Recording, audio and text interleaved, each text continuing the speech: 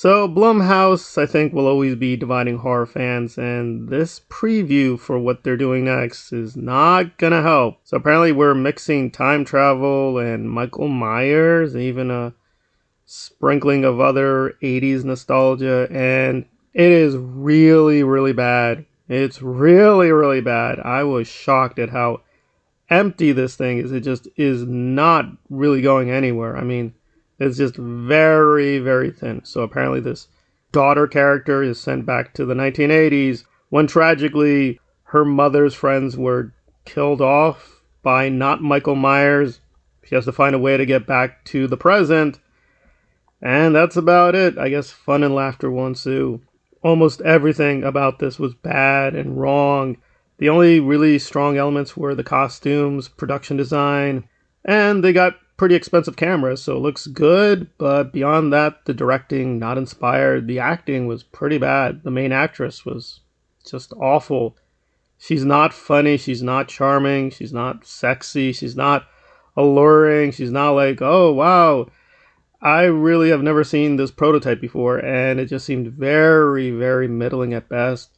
And everything else, the writing, the dialogue, nothing stood out, nothing spectacular. I like Julie Bowen, so some of the cameos were nice. That's about it, but in terms of the main characters, it's just very, very generic. There seems to be no real subversive twist, even though this is all meta. We're all supposed to recognize this as meta, nostalgia, whatever, but it's not going anywhere.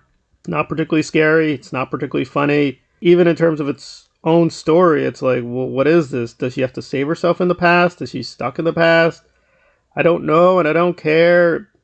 It just feels like the Blumhouse model taken to an extreme, namely, we're going to do a film within a certain budget and pump it out there.